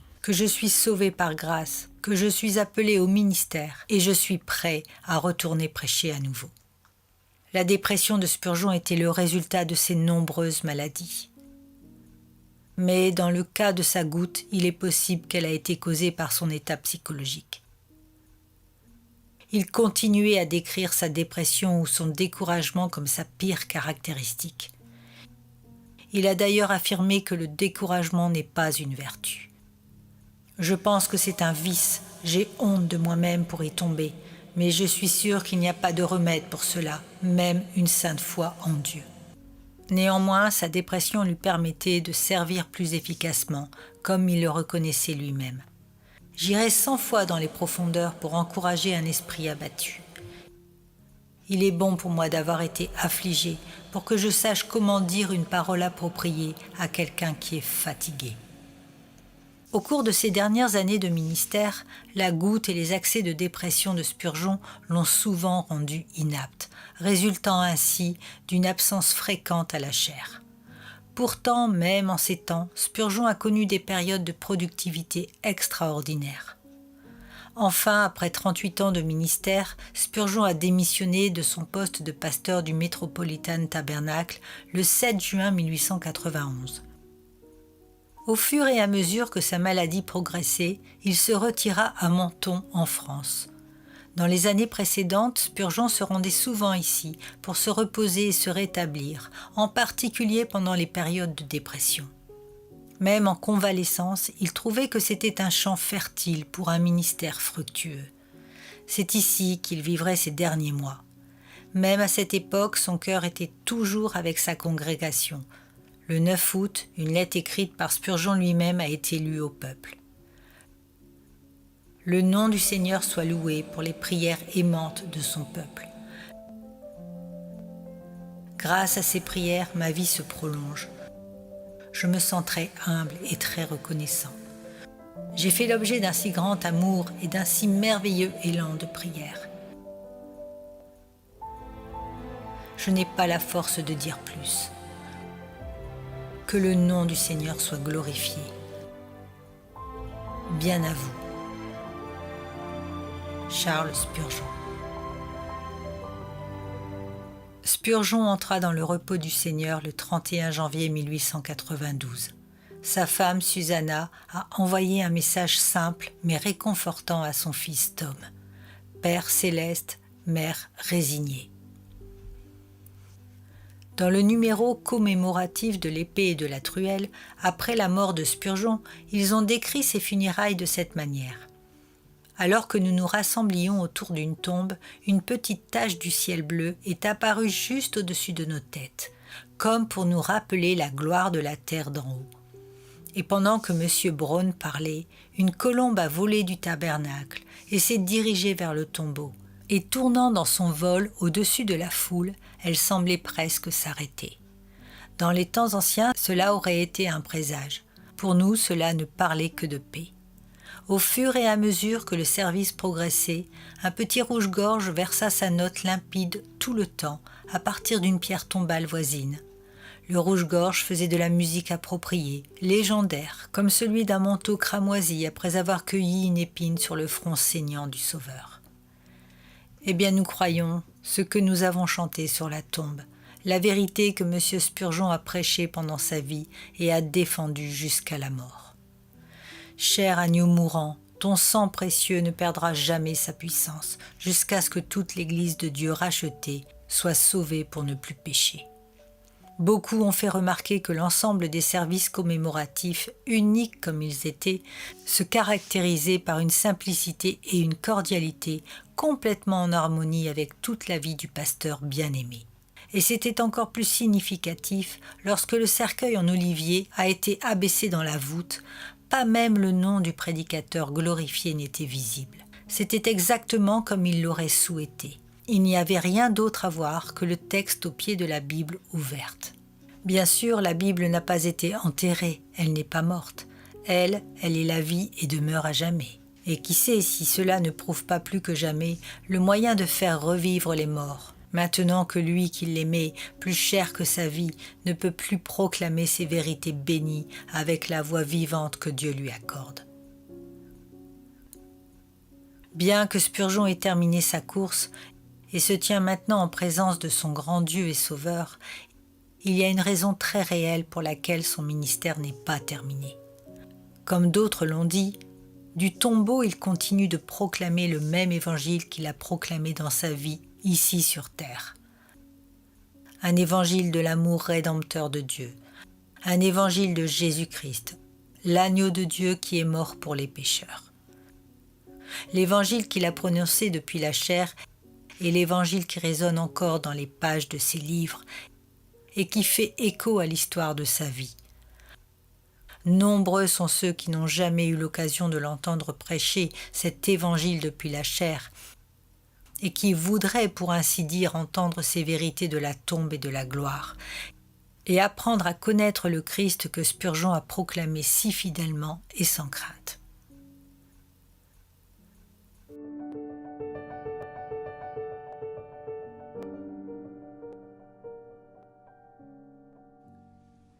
En tant que chrétien, en tant que mari et père, et en tant que pasteur, il n'est pas mauvais de se demander quel genre d'héritage je vais laisser.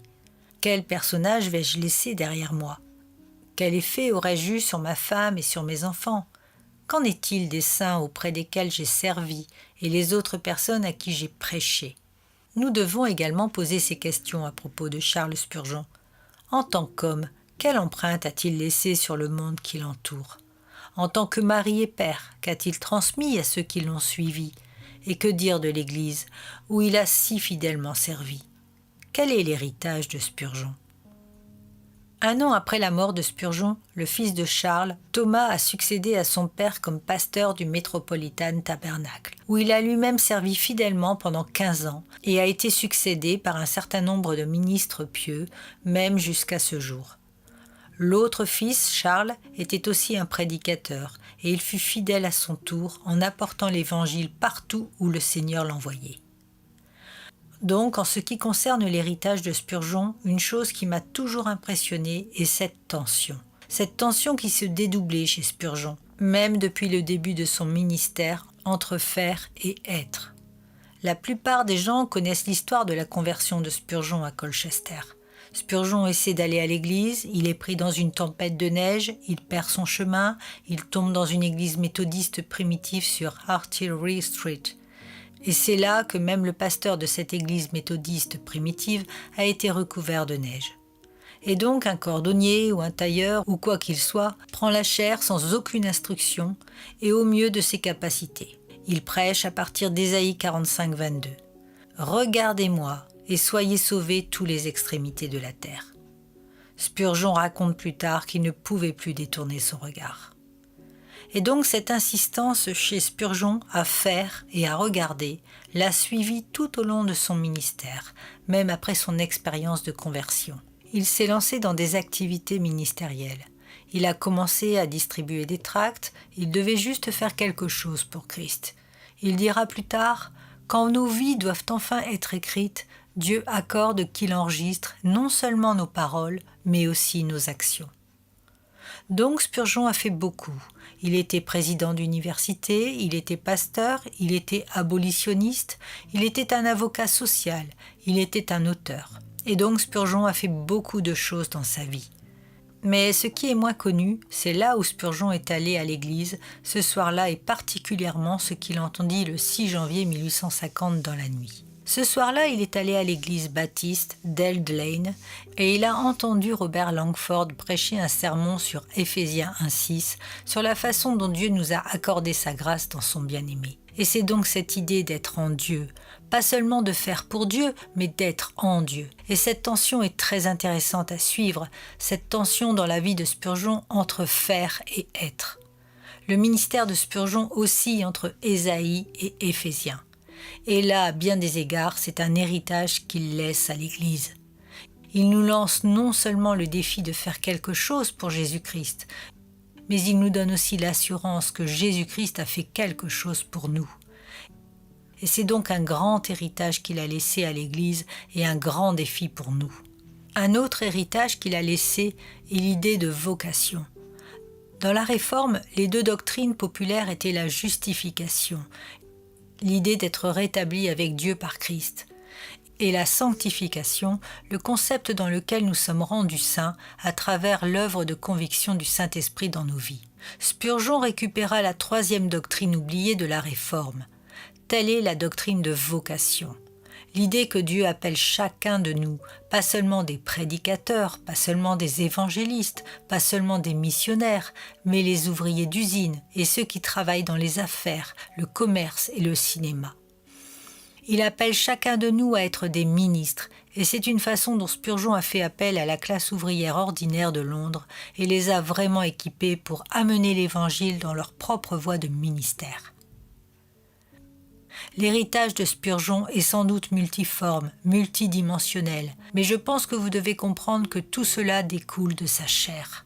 Avant d'être écrivain, avant de fonder un orphelinat, avant de fonder un collège, alors même qu'il était un apologiste de la foi, tout ce qui découlait de son ministère de chair, l'homme dans son ADN, dans le plus profond de son cœur, était un prédicateur de l'Évangile.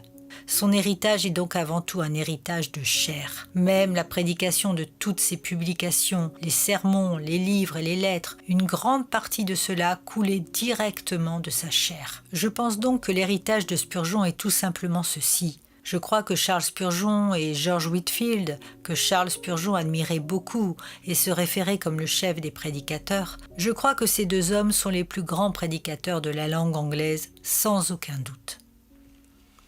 Une réponse à la question « Pourquoi devrions-nous lire Spurgeon aujourd'hui ?» est que Spurgeon a encore quelque chose à nous dire. Spurgeon a encore quelque chose à dire sur la façon dont Dieu peut prendre des personnes et en faire des corps qui font connaître sa gloire à toutes les extrémités de la terre. Et nous avons donc besoin de Spurgeon. Nous devons lire Spurgeon parce que les luttes de Spurgeon sont nos luttes. Les prières de Spurgeon sont nos prières. Le Christ de Spurgeon est notre Christ. Il a dit un jour qu'il ne se considérait pas être un homme comme Martin Luther ou Calvin ou Knox. Il se considérait comme une pierre lisse dans une vallée, afin que les pèlerins fatigués puissent venir y trouver du repos pour leur âme.